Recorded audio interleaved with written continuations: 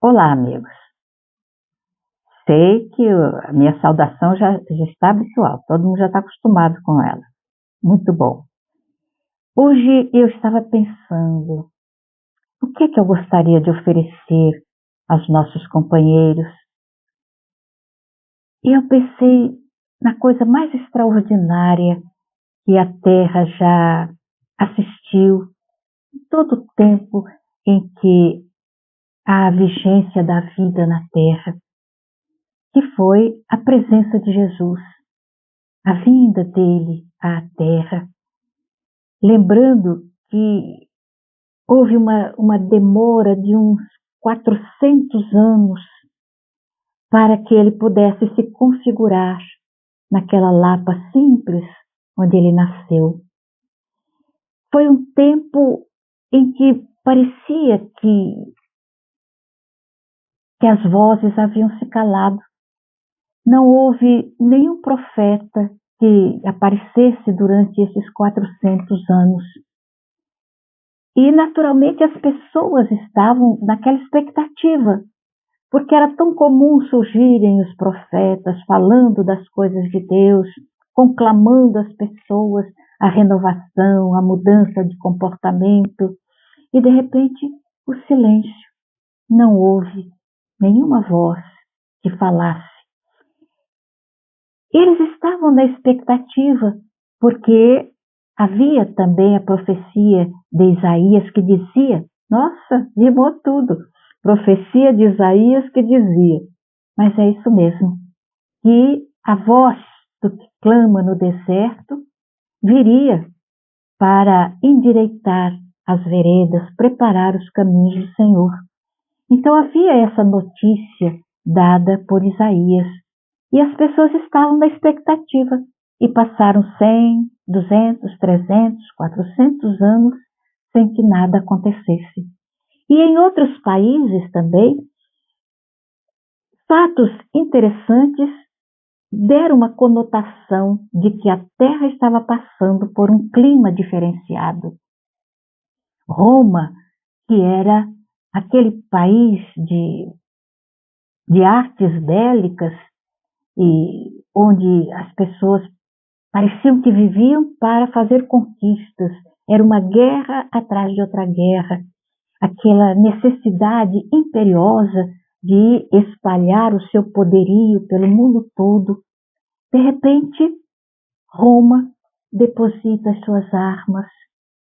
Para aquele sentimento bélico vai desaparecendo e uma calma, uma tranquilidade começa a vibrar, parece que em toda a terra, aquela harmonia entre as criaturas. E nunca houve, naquele século de Otávio, que era o César que deu essa harmonização no povo romano, nunca antes houve aquela eclosão de artes. Eram artistas em todas as áreas das artes que chegavam apresentando naquela sintonia de beleza, porque a arte, com algumas exceções, sempre traz um clima de beleza, de harmonia. É como se as pessoas retirassem preciosidades da própria alma.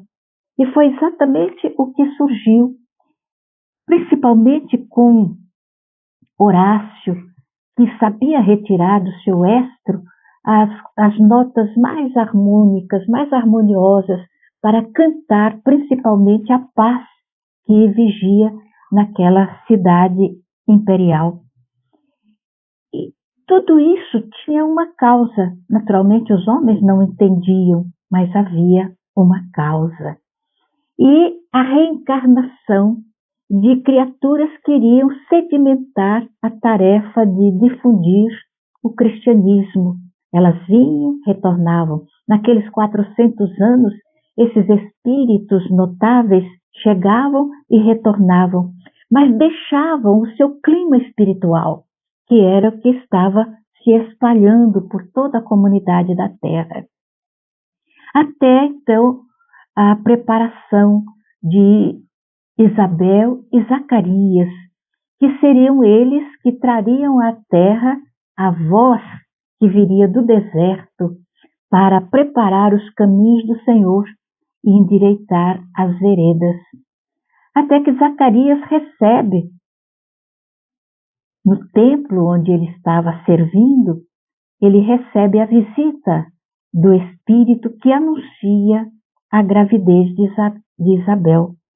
Ele acha engraçado, porque Isabel já era avançada em idade e era estéril. Então, depois de tanto tempo de casamento, alguém anuncia que ela daria à luz um menino.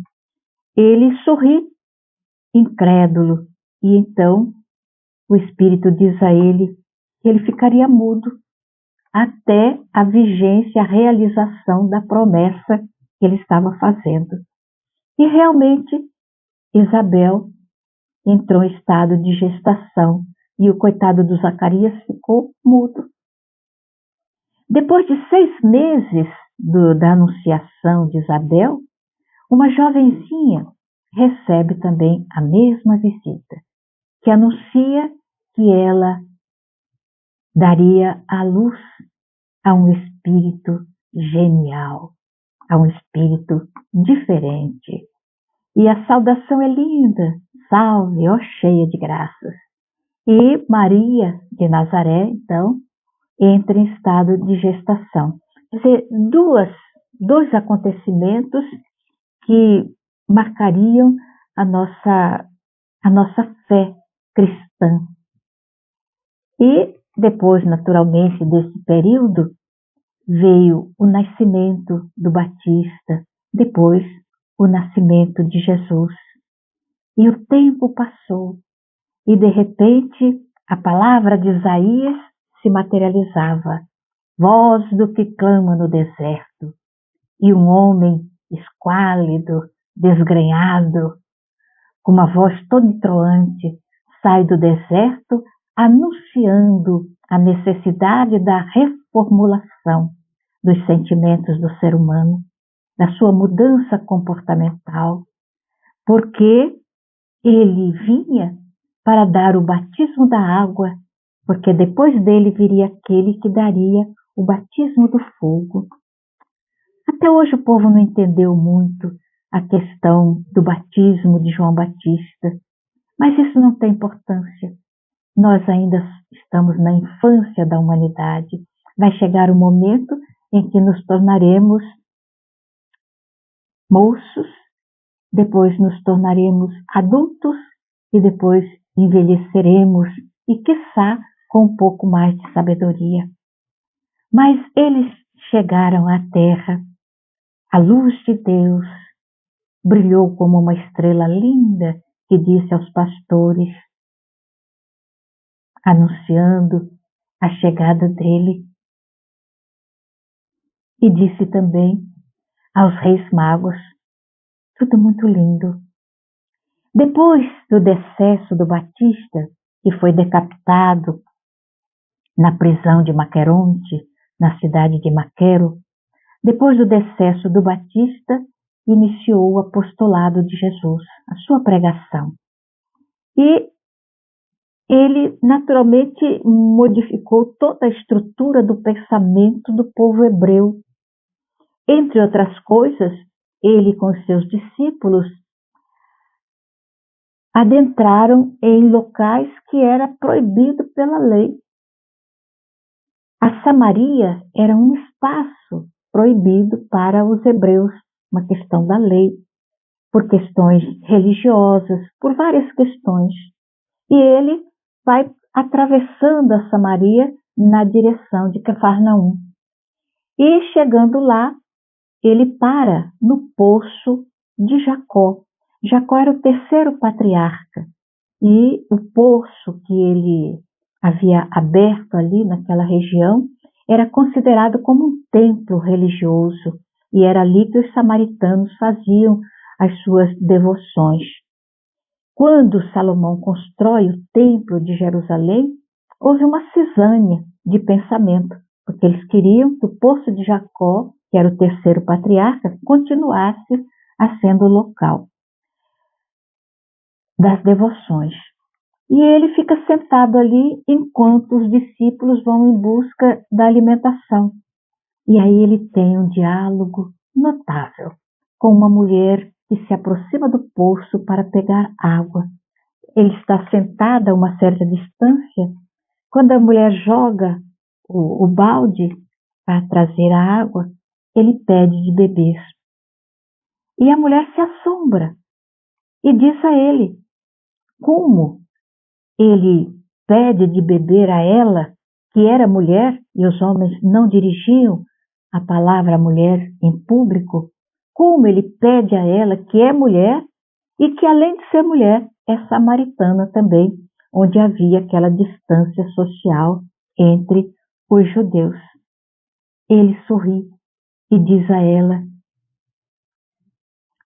se ela conhecesse o que ele trazia, então ela pediria de beber a ele, que trazia a água, e quem bebesse dessa água jamais sentiria sede novamente.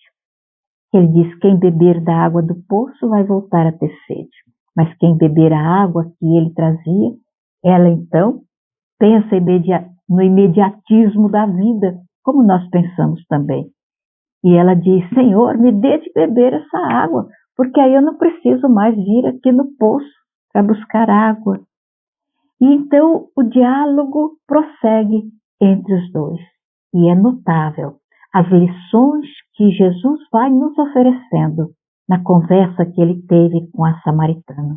O primeiro deles é, quem beber da água que ele traz, nunca mais terá sede, nem sede de justiça, nem sede disso ou daquilo, que são as sedes que nos atormentam ainda hoje. Não, porque nós teríamos postos na fé os nossos olhos.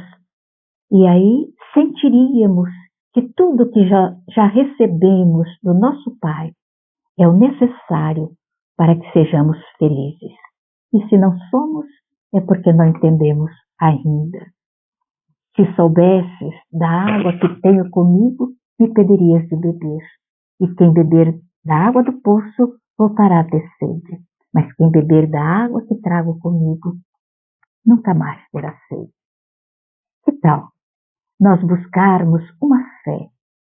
Não que uma fé que nos dê o desejo de sermos vitoriosos nas lutas do mundo, que a gente possa comprar mais casas, que a gente possa comprar um carro novo, ou que a gente possa ter mais poder, ou mais isso, ou mais aquilo, tudo que a gente vai deixar aqui. Mas que a gente tenha valores da alma, valores que nós vamos levar conosco quando o corpo tombar para a sepultura e o espírito voltar para a nossa origem. Até mais!